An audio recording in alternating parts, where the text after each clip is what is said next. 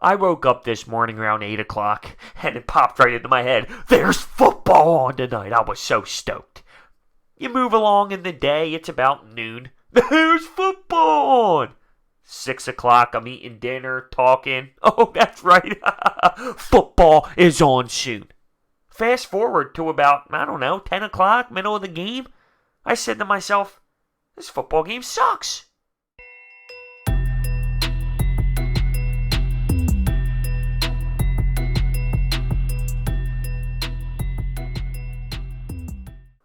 What is going on, everyone? Not how you would draw it up if you're either the Packers or the Chicago Bears, but all that matters if you're the Packers is you got the win. You went into Soldier Field and you won the football game 10-3. Before we dive into this game, use that promo code. You can save $20 off of your SeatGeek purchase by using the promo code PROS. Let's talk about this football game. Even though realistically there's not much to talk about because it wasn't like it was thrilling. The Packers defense was good. The Bears defense was good early on especially. The Bears came out on fire. It was inevitable that was going to happen at home in Soldier Field. The place was going to be electric. Early on, the Bears, they were just getting home, making so much energy, creating a spark. But the offense for the Bears, they looked awful. Mitch Trubisky looked bad. It doesn't help that Matt Nagy was throwing the football so many times. I mean, he threw the ball, 45 times? They weren't able to execute on 3rd and short. You heard all the boos, boo, raining down to Matt Nagy and the squad. I thought Philadelphia was the only team to do that. I remember we got so much trash and so much hate towards us because after we won the Super Bowl, we were at home for our first home game and we were booing our team. Yeah, all fan bases do it when they want to show disappointment. And if I'm a Bears fan, I'm showing disappointment. That offense is so bad today. Allen Robinson was the only positive to it. Oh, and the fact that the kicker actually drilled a field goal. That was the loudest I heard that stadium all night was for that field goal. Cody Parkey. I remember Cody Parkey.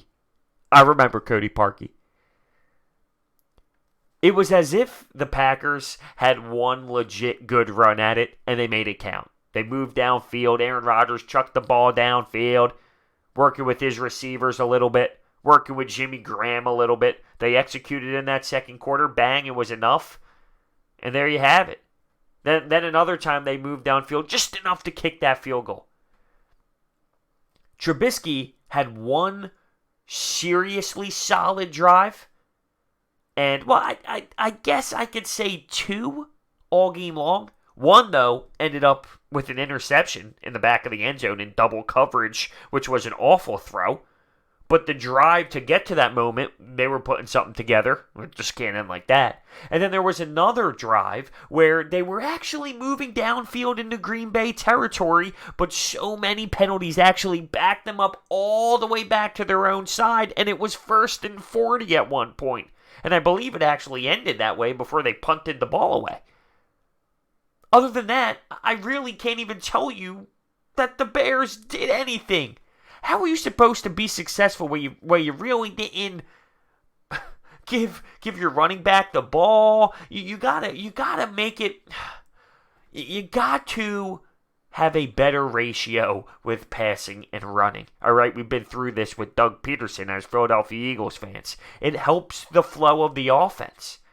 And one thing that Aaron Rodgers did all post-game conference long was praise the defense. He is so thrilled with that Packers D. Getting to Trubisky, sacking Trubisky, making plays happen, having tight coverage, getting the interception in the end zone. He couldn't stop smiling about the defense. Now let's talk about the new coaching staff in Green Bay. Because Matt LaFleur got his first big W.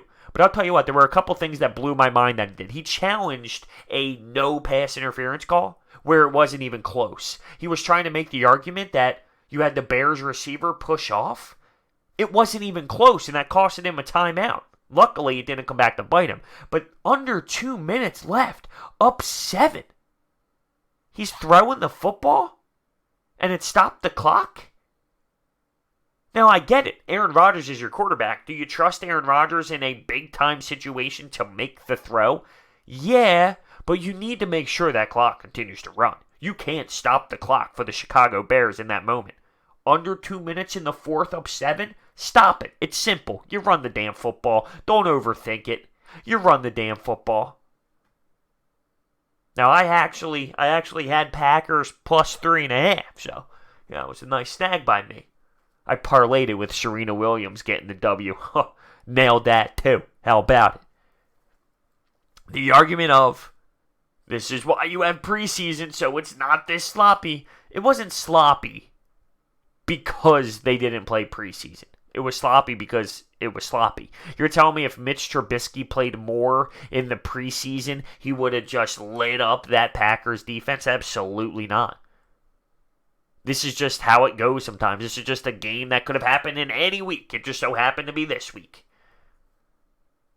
People are getting their mojo going. People are getting their feet wet. It's the first game of the season. This is going to happen. It's going to be a slow start for majority of teams. It's not if Matt LaFleur decided to play some guys in preseason. Everything would have been completely different because they would have had an extra 7 snaps 3 weeks ago. That makes me laugh. Seriously. If you're taking a look at the Bears, though, you know the defense is still elite. You have guys like Smith, okay? One hell of a linebacker. He clearly has taken a jump from last year, and he was even special last year. He's going to be fun to watch, and you know your defense is set, all right? They let 10 points up all game long. If you're Matt Nagy, one, you got to put it on yourself, which he did. He did in the postgame. He put it on himself. And two, you got to be better offensively as a whole, like as a unit. From head coach, from play calling to Mitch Trubisky, absolutely, he needs to take a step. He needs to take a big step forward to other guys outside of Allen Robinson because I feel like he was the only guy to actually do something. Anthony Miller was a little quiet. You had some other players quiet. Like I said, with the running back core, they weren't utilized enough. Wow. It was boring, yet it came down to the wire, and it's entertaining just because it's football. You know, you hear Al Michaels. You don't want to hear Chris Collinsworth, but you hear him. And it's that feeling. It's just the feeling of seeing the screen. Maybe listening to some of the music before the commercials and whatnot. You sit on the couch. Let's go. It's football. It wasn't pretty, but I'll tell you what. It's football. Now, I have a game plan for a video coming out tomorrow. It's probably going to be a little bit of conversation about what's going on with Antonio Brown. And I also want to look at the Week 1 games because, I mean, I've looked at them throughout, but not enough to really remember it. I want to take a look at, for the first legitimate time in a long time, the Week 1 schedule. Because I really don't even know who's playing besides the Eagles or playing the Redskins. So we will dive into that. I can't believe that Mitch Trubisky looked like that and this offense looked like that. Couldn't execute 3rd and 1s. Scored 3 total points. Couldn't even find a way to get in the end zone. Soldier Field, pissed off, disgusted. The boost raining down. I mean, I find it comical coming from, an outside city. Seeing the frustration. Just because I've been there. I get it. I've been there. I've been so frustrated before. Last year, I went to the Dallas Cowboys-Eagles game at the Link, Sunday Night Football, and I was disgusted, and I was booing. I was up in the nosebleeds, right? Had a couple cold ones, of course, before you go into the game. Maybe too many cold ones. But I got the father, who's in the nosebleeds, had an Eagles-Cowboys Sunday Night Football game. I got yo, my kids are here. One of these, to turn back. Yo, my kids are here. Okay? You're in the nosebleeds at the Link Sunday Night Football game. That's your fault. Not my fault. That's your fault. I got one of those. So I've been there. Screaming at Mike Rowe, Dougie P at the time, Jim Schwartz. I've been there. So from an outsider's perspective, I get it. And it's just entertaining to see other people be upset. This was a big game for Green Bay. Huge. I'm sure you heard it on the telecast, but 5 of their next 6 games are at home. That could put them in a big position. Aaron Rodgers, not so much an Aaron Rodgers day, but it didn't have to be. He did enough. You got to really praise that defense. I can't believe they were that great. Because Chicago had some interesting plays last year, and you didn't see that this week. Maybe it's just because they're not comfortable yet. I don't know. But they had some unique, different styles to some of their play calls. You didn't see anything special. You didn't see anything to the extreme. They're normally creative. It was very vanilla, in my opinion. And Matt Nagy needs to look in the mirror. Now, also keep in mind, though, if you're a Bears fan, they lost this game last year. And what did they do? They were fine. It is one game. They were fine last year. Same thing happened. Actually, you could argue that it was even more heartbreaking last year. I want to know your thoughts down below on this. I want to hear how you feel about the Bears offense, Mitch Trubisky. I want to hear what you have to say about that Bears D, that Packers D, Aaron Rodgers, Matt LaFleur, with some decisions that were questionable, in my opinion. Let me know your thoughts. Thank you so much for watching, and I will see you next time.